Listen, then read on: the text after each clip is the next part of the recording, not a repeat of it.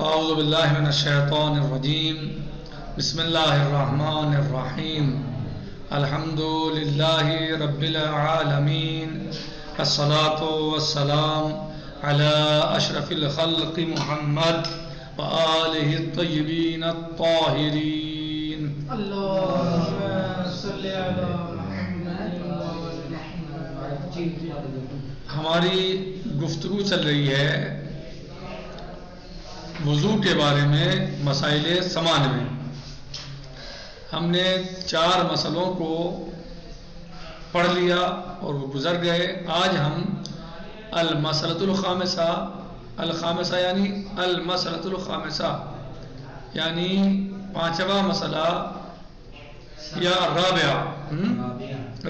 یعنی ہم نے 3 مسئلوں کو پڑھا اور 3 مسئلے گزر گئے. آج ہم الرابعہ یعنی المسئلۃ الرابعہ شروع کرتے ہیں. المسئلۃ الرابعہ یعنی 4تھا مسئلہ مسائل سمان میں سے. کہہ رہے ہیں یجزی فی الغسل ما یسمى به غاسلان یعنی دھونے میں کافی ہے کہ اسے دھونا کہا جا سکے.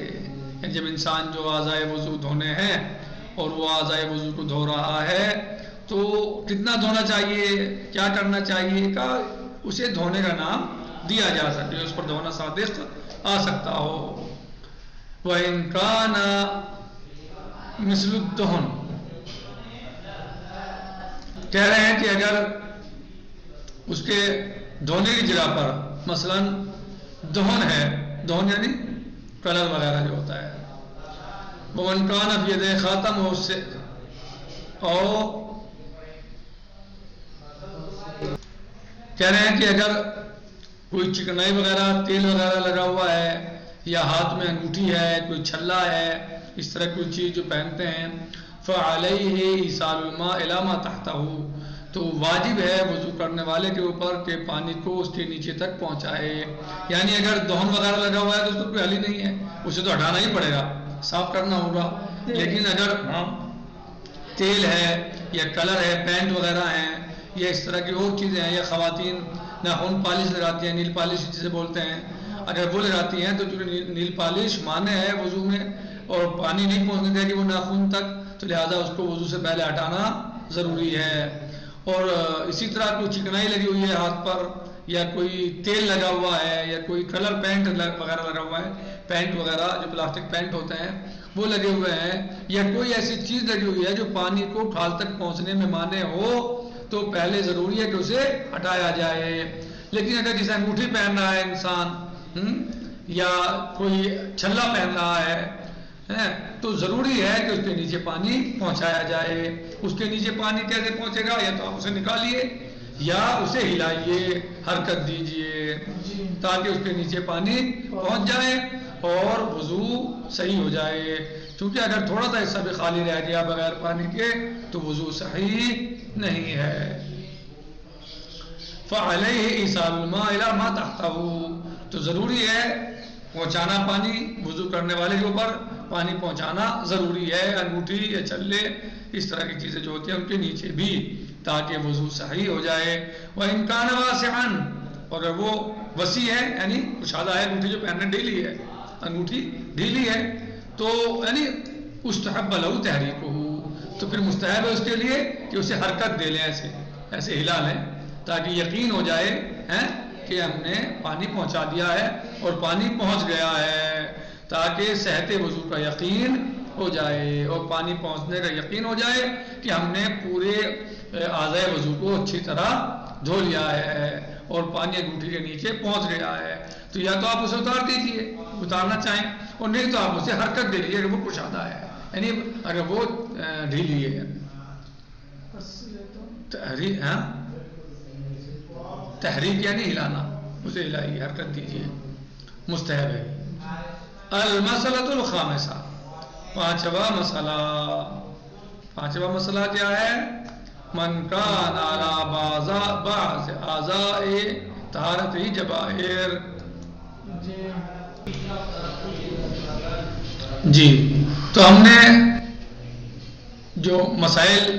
8 مسئلے ہیں ان میں سے پہلے مسئلے کو پڑھا اس میں بتایا گیا کہ ترتیب واجب ہے وضو میں، اور ترتیب کو بتایا کہ شروع کریں گے چہرے کے دھونے سے، ہیں یعنی پہلے چہرہ، پھر دایاں ہاتھ، پھر بایاں ہاتھ، اس کے بعد سر کا مسح اور پھر پیر کا مسح، یہ سب ہم نے اس میں بتایا۔ اور پھر ہم نے مسئلہ ثانیہ میں بیان کیا کہ موالات واجب ہے، موالات کے بارے میں بتایا کہ موالات کسے کہتے ہیں، اور اس کو یعنی دو قول اس میں بیان کیے جو صاحب کتاب نے بیان کیے ہیں۔ یعنی ایک تو قول یہ ہے کہ جب تک یعنی آپ کے عضو جو عضو ہیں یا اعضاء ہیں جن پر آپ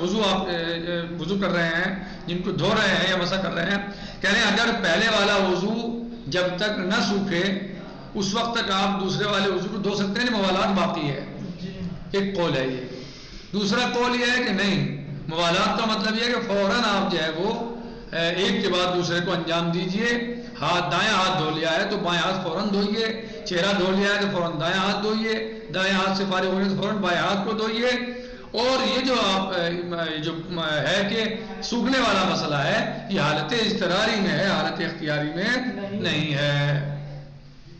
پھر مسئلہ ثالثہ، مسئلہ ثالثہ کیا ہے کہ الفرض فی الغسلات، واجب ہے، ضروری ہے دھونے میں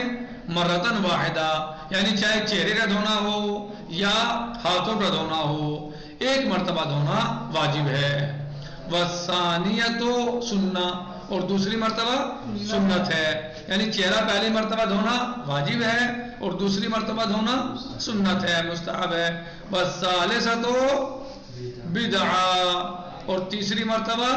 بدعت ہے، یعنی حرام ہے، آپ تیسری مرتبہ نہیں دھو سکتے۔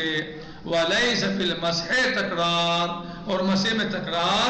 نہیں ہے کہ آپ بار بار مسح کرتے رہیں، اس طریقے سے بار بار تکرار نہیں ہے،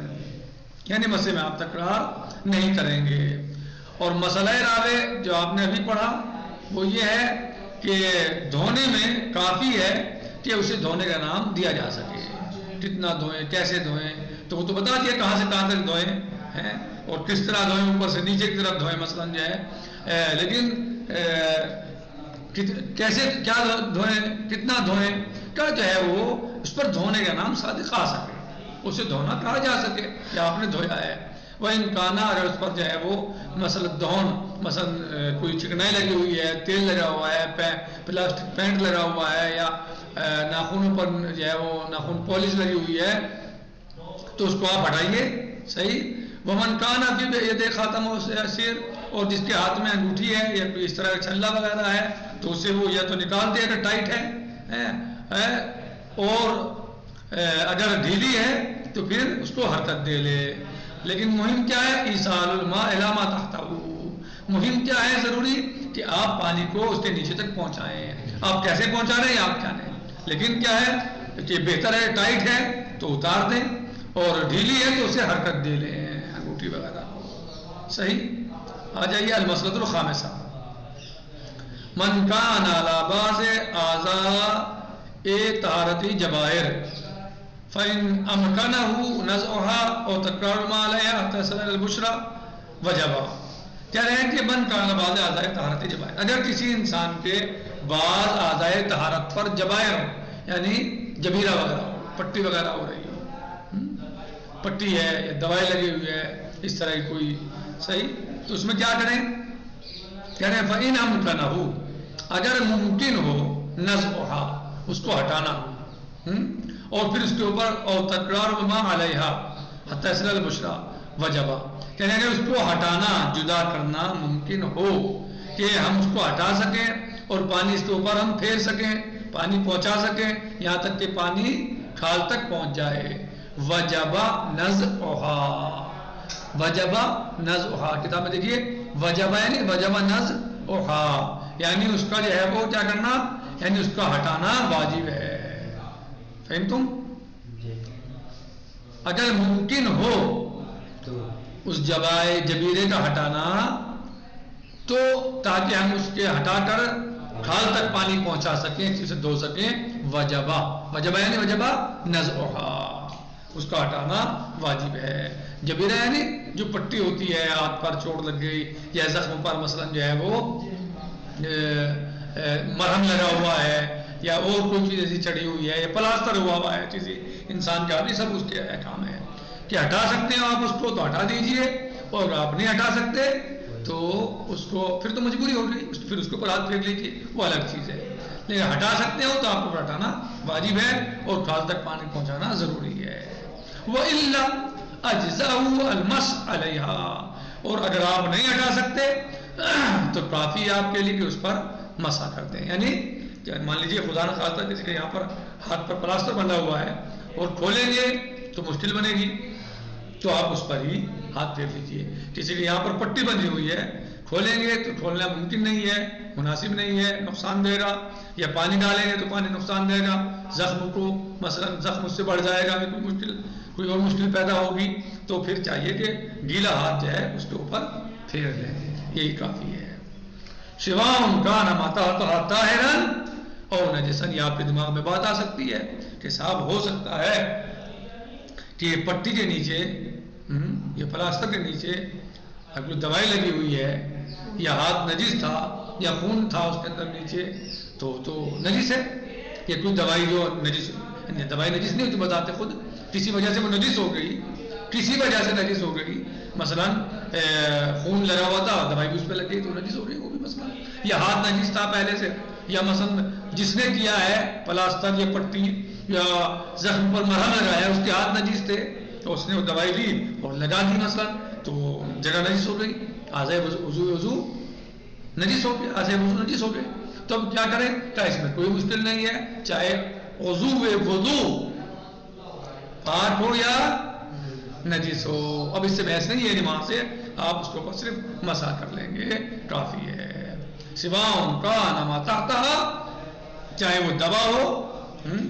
اس کے نیچے یا بہرحال جو حصہ آ گیا ہے اب کیا ہو سکتا ہے پاک تو کر ہی نہیں سکتے صحیح ہے طاہرن ہو نجس مسئلہ وہی ہوتا ہے پانی ڈالنے کا اگر پانی ڈالنا ممکن ہو تو پھر ہی باقاعدہ دھوتے نا اسے لیکن پانی ڈالنا ممکن نہیں ہے صحیح